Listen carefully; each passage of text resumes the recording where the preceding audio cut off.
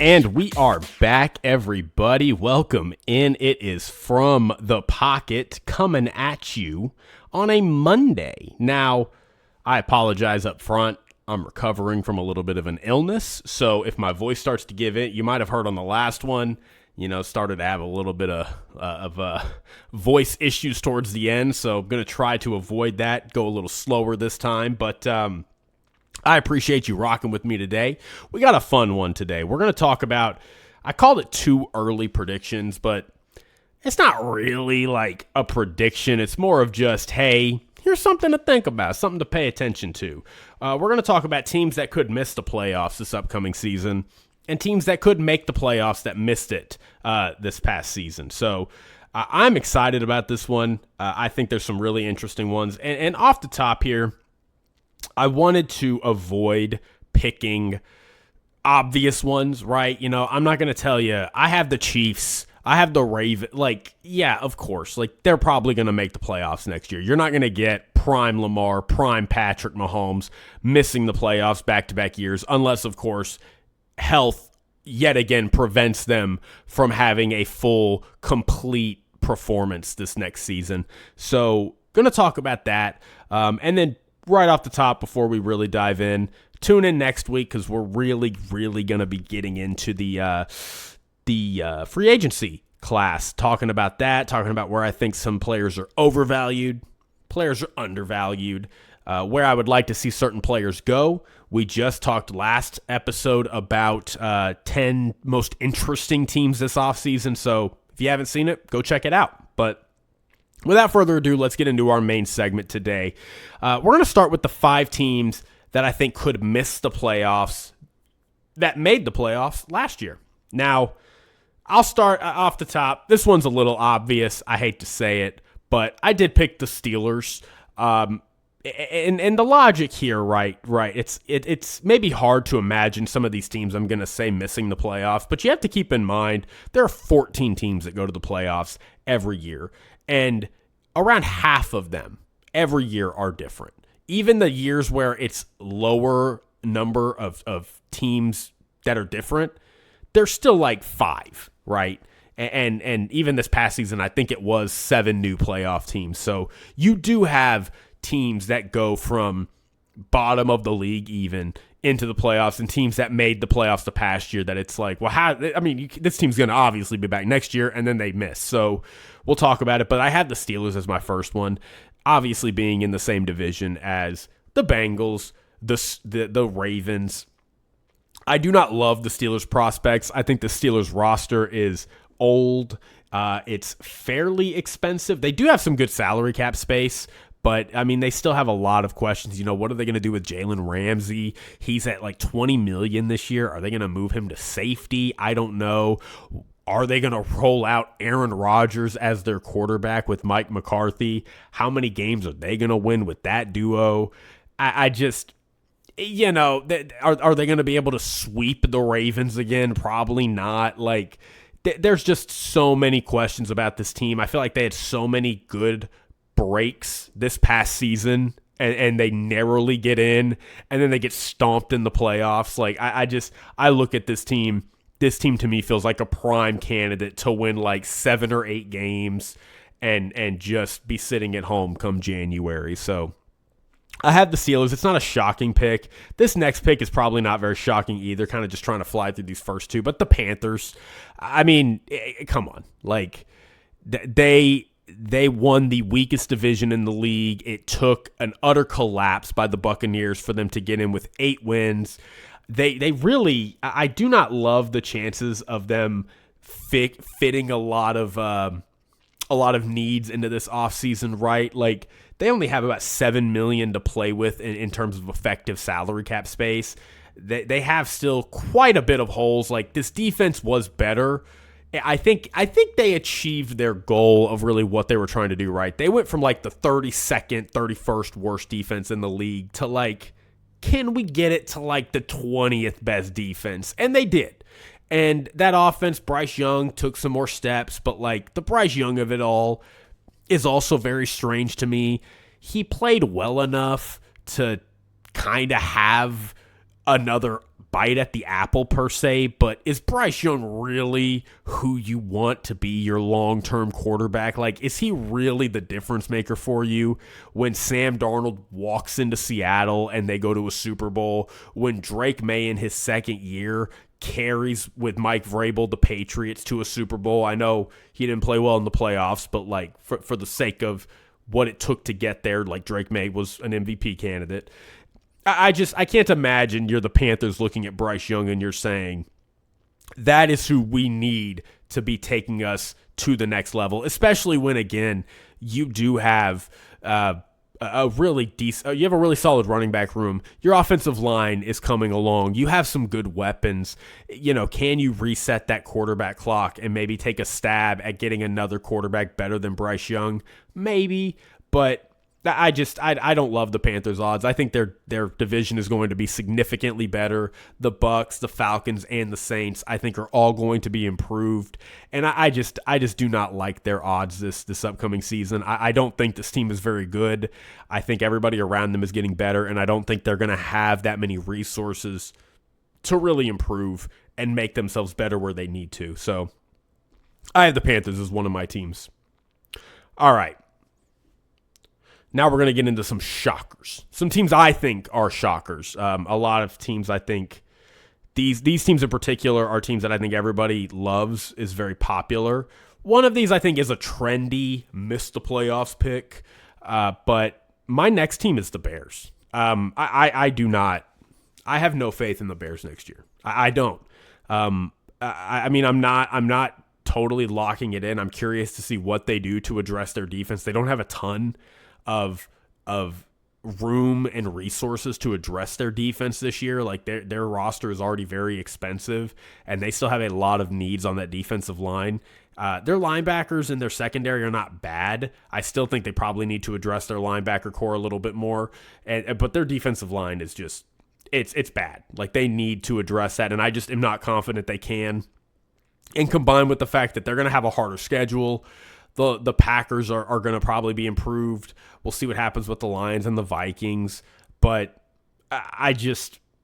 this team had 7 fourth quarter comebacks last year. I mean, that is, you talk about regression of the mean. They're not doing that again. If they're back in that position where they're having to come back constantly, I know they got Iceman as their quarterback, but like, come on. I mean, that's not happening. That's not happening. They are going to lose those games much more often than they will win. I can't say why. I don't know exactly why it happens. It's just regression of the means. But when you see these teams win a lot of crazy one-possession comeback games one season, they will always come back down. They will always flip that. The Chiefs just did it. The Chiefs, and if there was a team that I thought could overcome that trend, I thought it would be the Chiefs, but the Chiefs couldn't overcome it. They were horrible in one-possession games this past season after having a historically good season in one-possession games the year before. So I don't see how the Bears can address their needs. I think they're going to have a harder schedule this upcoming season. I think their division is going to probably be better in some areas. And I think statistically, like history just tells us, this is a team that will regress. So I think the Bears are a prime candidate to miss the playoffs next year. And then this one kind of hurts to say because this was my surprise team.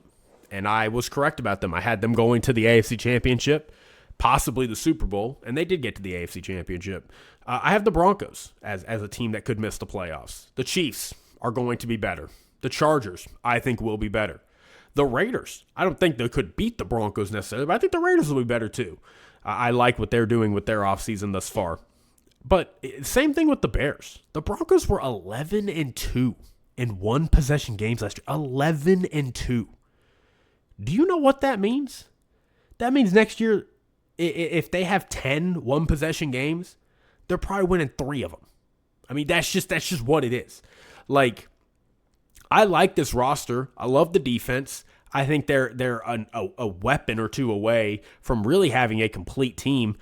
And you know, some of it is just kind of blind faith in the data. I don't know why it happens, but like history tells you this team flips its one possession record and they end up 8-9. And they're on the outside looking in. The Chiefs get the last spot. The Chargers get the last spot. It's just what happens historically. So I have the Broncos as a big contender to miss the playoffs. And then this is kind of a bonus. I have the Patriots and the Seahawks as kind of my last team or teams. I mean, the Patriots, it's obvious, right? Like their record, their schedule this past season was just so much easier than it's going to be this upcoming year. I think they had a lot of rookies playing above themselves. How does that translate going into a second year? I don't know. How does Drake May transition going into year?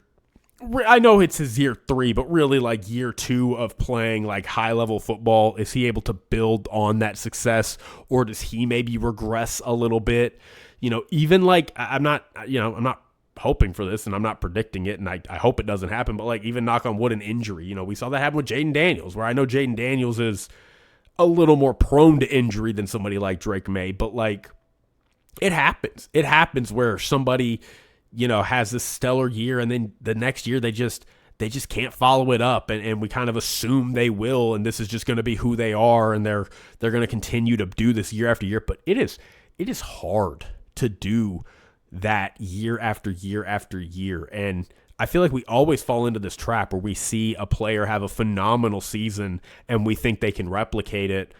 And then we find out, oh, right, it's really hard to replicate that. So I think the Patriots are a prime contender. Their roster is not that strong. Now, they have a lot of money to play with in this offseason. They have, they have about $40 million to play with an effective cap space. So they got some money to go spend to clean up some holes, probably get Drake May another key weapon or two, continue to build out that defense, get a blue chip defender. Now they're not going to have great draft capital. They're going to be picking late in the end of the first round, so you're not going to get a blue chip guy unless you're willing to trade up. And I don't see the Patriots maneuvering up in the draft. So I look at the Patriots and I say harder schedule. Dolphins could be a little more improved. Bills could be a little more improved. I mean, maybe not the Bills. I don't know. I don't know what's happening with the Bills. Maybe the Bills are not going to be that improved, but like I could see them missing the playoffs. Like it could happen. Again, not predicting it. We got to see how they do this offseason. We got to see how they do in free agency.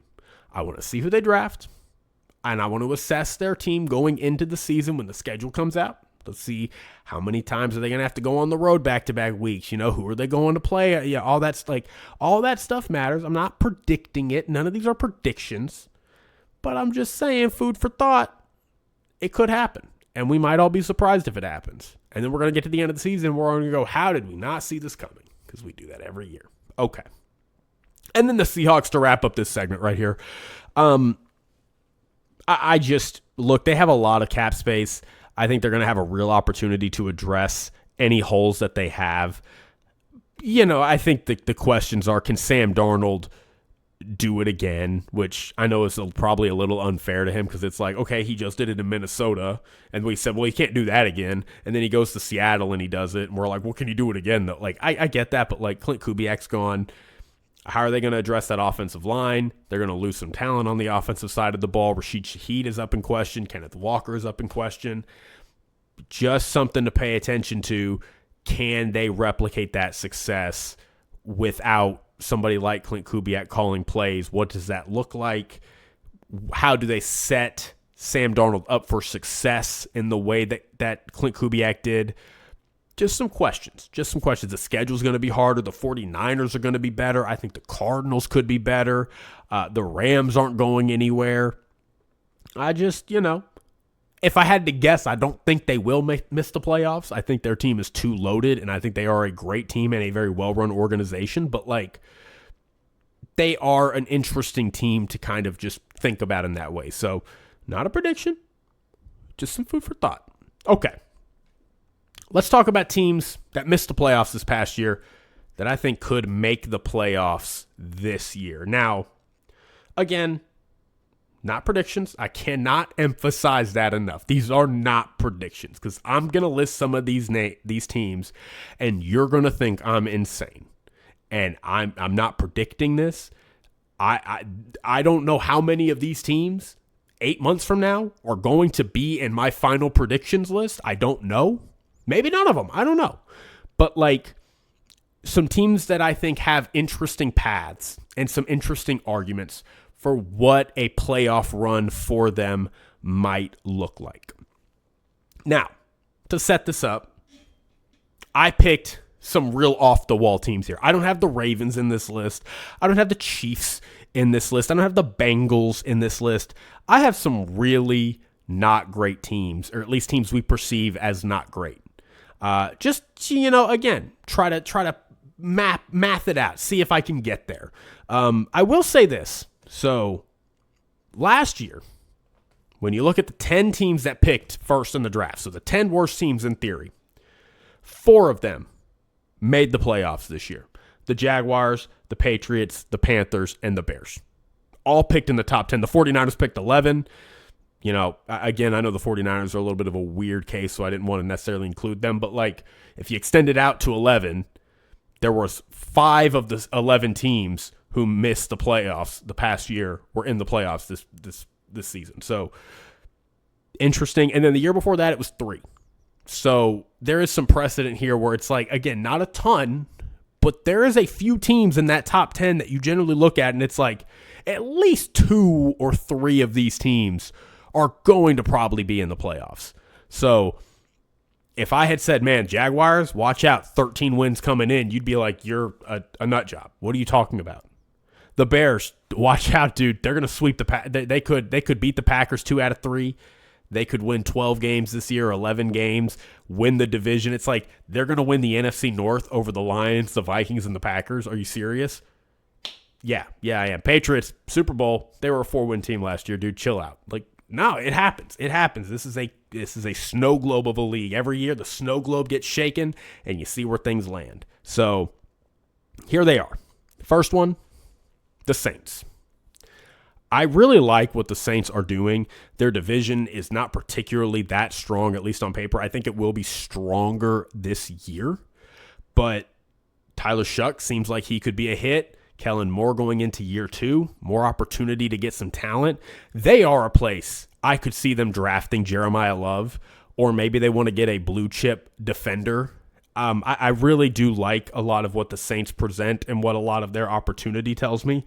Now, their biggest issue is they're like $16 million over the cap. So I think that's probably the biggest thing working against them. And I think that's, to me, they're one of the weaker teams on this list in terms of their chances of turning it around in a season, because their opportunity, their window per se, does not really start until next year when their deck is basically cleared and they have an opportunity to go out and really spend some money and maybe have another top 10 pick if they perform poorly enough again this season. So I have the Saints on this list just because if Tyler Shuck takes that next step, if Kellen Moore continues to be a good head coach, keep his team competitive, they have a good draft this year. Hey, in a weaker division, don't be surprised if they go 9-8 and sneak into the playoffs as the 4th seed. That's all I'm saying. So, Saints. Sticking in that division, though, the Bucks. I mean, the Bucks, this is probably the most obvious one on my board, right? It's not quite the Ravens or the Chiefs, but it's like, the team that is probably the most talented team in that division, who won the division, 4 straight years before losing it this year, barely on a tiebreaker in a game that didn't even involve them.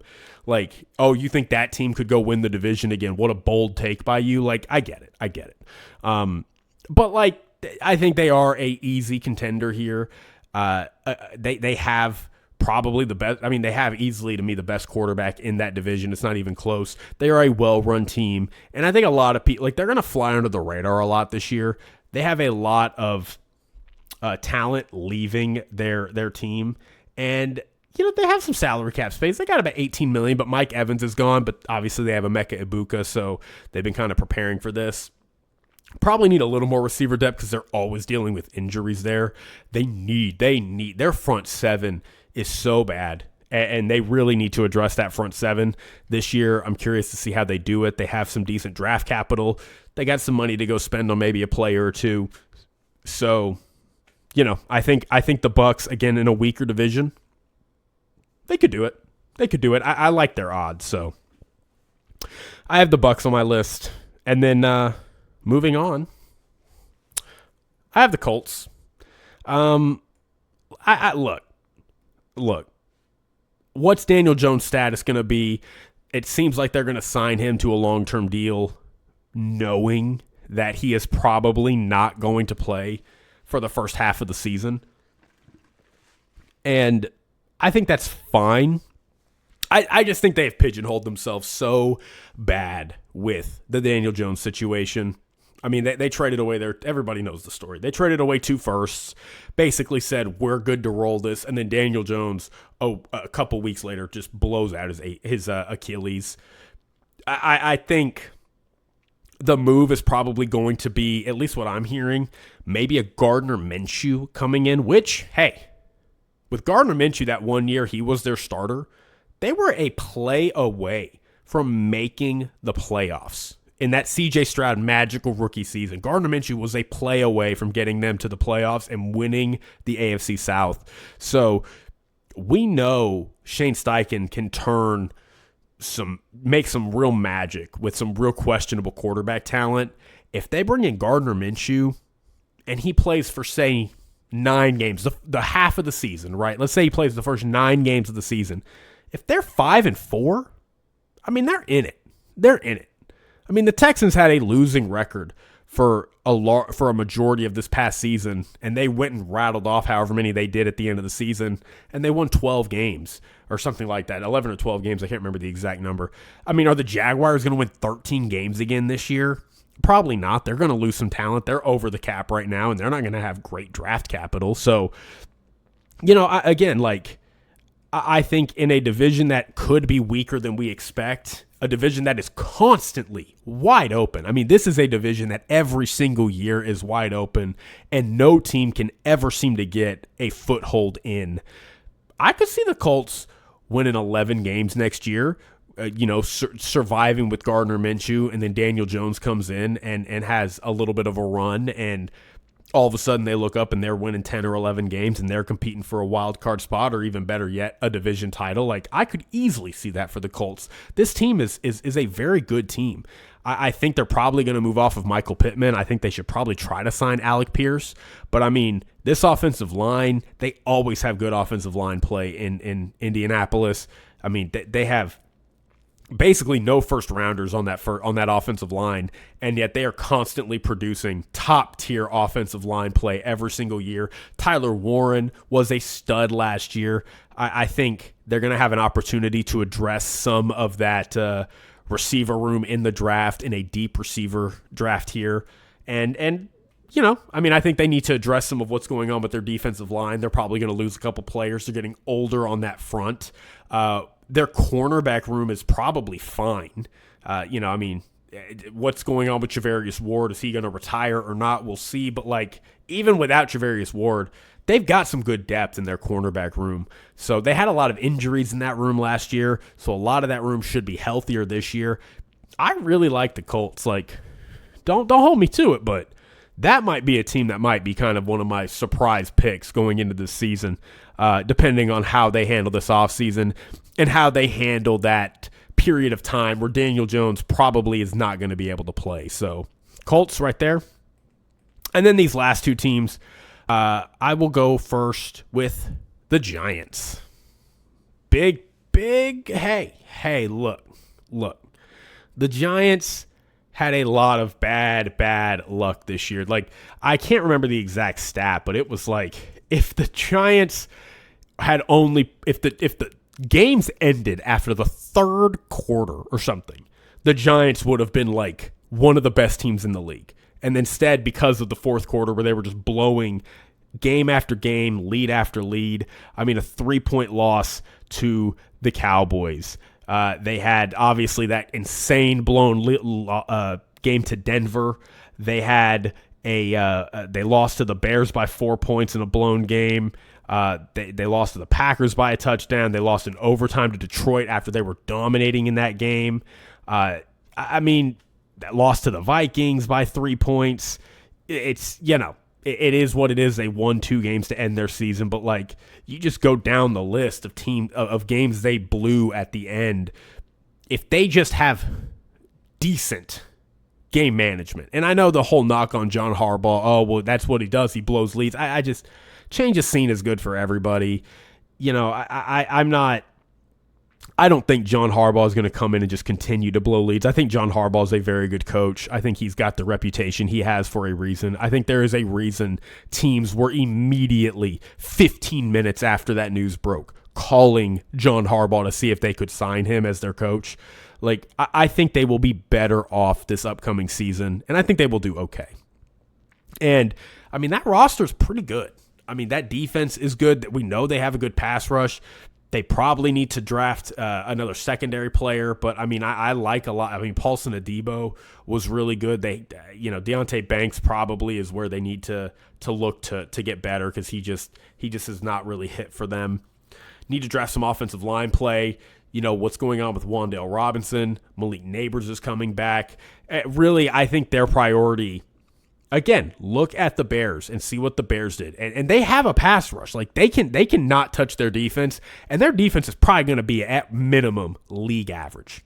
Denard Wilson has a really good history with defensive backs. So you really think they don't necessarily have to spend any draft capital on that to get probably pretty decent, at least league average or below league average play out of that group, which it's not a bad group. It's just, it probably needs another piece or two.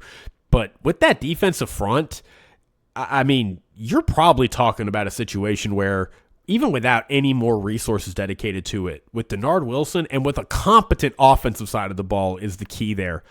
That could be a league average unit. And a league average unit behind a Jackson Dart that takes a step forward, that has an offensive line, because that's really where I think they need to address and dedicate resources to, with a Malik Neighbors coming back, maybe with a running back that they can find some room for. There's a lot of good running backs in this year's free agency class. Go get somebody to pair up with Cam Scatabo. I mean, I love the idea of what they could add around Jackson Dart. And again, I'm not saying that they're going to be an amazing team, but they're going to have a 4th place schedule. And I wouldn't be surprised if with that regime, you know, all that stuff takes a step and moves forward. They could almost look like a Patriots type of team this year, where you kind of look up and you go, you know, I mean, they were smart in the offseason. They made a good coaching hire. Their quarterback took a step. They don't have a ton of weaknesses. And, you know, it is I think they'll have a harder path than the Patriots did, so I don't think they're going to win 13 or 14 games. But like 10 games, I think, is on the board for the Giants if Jackson Dart takes a step forward and they make some good moves this season to build around him. So I really do like the Giants' prospects. And then my last team, off the rip, this one has the hardest path of any of them. But and to be totally honest, just full disclosure for the fans listening, I was kind of just trying to fill the list, so I had to have somebody. So I put this team. I talked myself into the Cardinals. Okay, now hear me out. Yes, they are in a very hard division. They are by far the weakest division, even when fully healthy, in this division, with the Rams, the Seahawks, and the 49ers. What is their quarterback situation? They're probably going to bring back Kyler Murray. I don't know. But I'll just say this about the Cardinals. They had a lot of injuries last year. On the defensive side, if they don't have that, their defense is going to be a lot better. I think with Mike LaFleur, they're going to have a more productive and efficient offense. And hey, you know, if they get some lucky breaks in the division, maybe one or two of those teams that we know and love aren't as good, or maybe they're struggling, or maybe they have, you know, knock on wood, cluster injuries or something, like some things line up for them. I could see a path where they win 9 or 10 games and are competing for that 6th or 7th seed. Like it's on the board, you know, stranger things have happened. So, definitely the hardest path of any of these teams I've talked about, and the least likely. And they actively need like more stuff to go their way than these other teams do, where I think these other teams are much more set up to have things go their way just by merit of how they're built. But hey, maybe we get a Kyler Murray twilight. Maybe we get a defense that's healthier. Marvin Harrison finally takes the step we're waiting for him to take under a Mike LaFleur offense. Mike Wilson on the other side of the ball was very strong coming up on the last side on the back half of the season. So I'm not saying, I'm just saying a healthier Cardinals team could be interesting. All right. We're almost to time here, but before I go, I wanted to really quick talk about 3 trendy picks. Teams that I think you're going to hear a lot of talking heads say, this team, watch out for this team, because this team is going to be a sleeper next year. Everybody's going to be sleeping on them, and they're going to be really good, actually, because they're actually only a couple of moves away from being really good. I think it's nonsense. So we're going to talk about 3 teams really quick. Number 1, the Cowboys. I think you're going to hear all offseason, hey, George Pickens, CeeDee Lamb, Javonte Williams, Jake Ferguson, that offensive line, like that is going to be a really potent offense, and they probably will. And that defense, watch out, that defense going to be really, really good. I don't think 2 first-round picks are going to fix that defense. I don't. I think they'll be closer, but I think their division is probably going to be a little better than it was this past year. I mean, we had 3 losing teams in the NFC East this past year. Is that going to happen again? I don't think so. I think a lot of people are going to be picking the Eagles to fall off. I mean, they might not be as good, but I don't see them falling off. I think they're still markedly better than any of the teams in the division right now. So I think people are going to get way too hyped on the Cowboys. I just don't love them as a prospect going into this season off the top. We'll see how their offseason goes, but right now I am very skeptical. I think they have way more to fix than people are letting on. Number 2, this one I think, God, this is going to be, everybody's going to call this team the new Patriots. Everybody's going to have this team sneaking in with 10 or 11 wins. You just watch, they're going to be so good. They're making the Titans. Okay, look, I like Cam Ward, and I like Robert Saleh, and I like Brian Daboll. Like, I like some of the base level infrastructure they have. And I understand that this division is sus, and it's constantly wide open. And I hear you. They got a lot of salary cap space, and they can go spend a lot of money in free agency, and they obviously have some good draft. Like, I hear you. I hear all of it. But I don't know if they're actually going to be able to take advantage of any of that because, again, like, how well ran are the Titans? They had a good couple of years, good few years with Mike Vrabel, and outside of that, like, I mean, they're a team. They're Titans, like, they're good here and there. They might have a good playoff season, or they might, but like, they're not.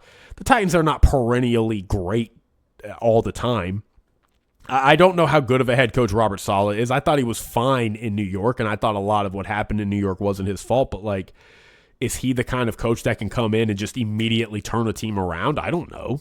I think everybody assumes he is. But, like, Mike Vrabel, I knew he could do that because Mike Vrabel had already done it. I haven't seen Robert Saleh do that. I've seen Robert Saleh do okay and get more out of a team than maybe what they could. But, like, this idea that the Titans are going to come in and taper over all their holes, which they have a lot of holes. Like, this is not a good football team.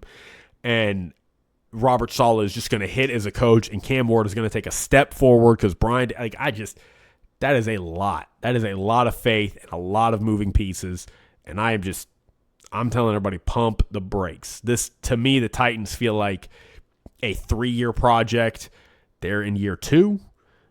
Not saying they can't surprise teams, and I'm curious to see what they do this offseason. I want to see what they do to attack their weaknesses, but, like, I am not ready to declare the Titans before they have done any of the 15 things they need to do as ready to be right there in the mix for the playoffs. Like, I just don't buy it. Like, let me see them do, like, 4 of the things they need to do first, and then we'll talk.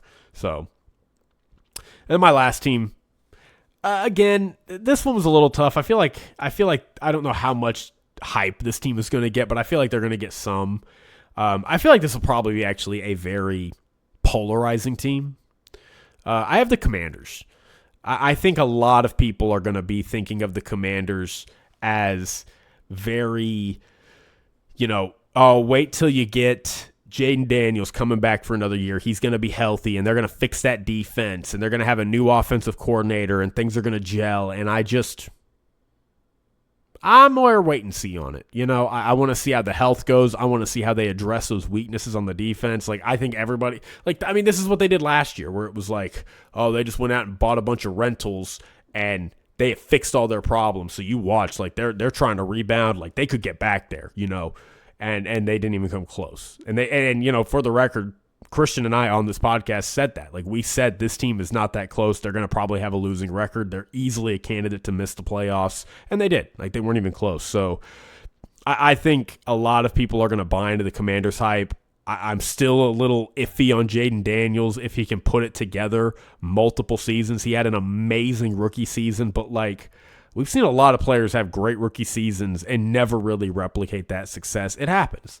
So that is my 3 trendy picks. Those are my first version of 2 early predictions. I'll probably do a bunch of these as the season goes on.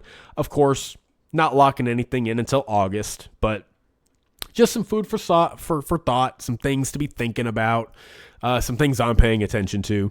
So that'll do it today. Tune in next week because we got a doozy of a couple episodes. We're going to finally be getting in to free agency, talking about the class, talking about what's going on with teams' needs, who I think they're going to be targeting, where I would like to see certain players go, talking about where I think people are maybe missing the mark on this class, where they're overrating it, where they're underrating it.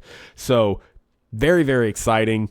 We're still in the thick of it. I know the season's over, but the season is never actually over. So tune in. Appreciate you. Love you. Cherish you. Thank you for listening. We're on YouTube, Spotify, TikTok, Apple, Instagram. We're everywhere. So give us a like, give us a share, give us a rating.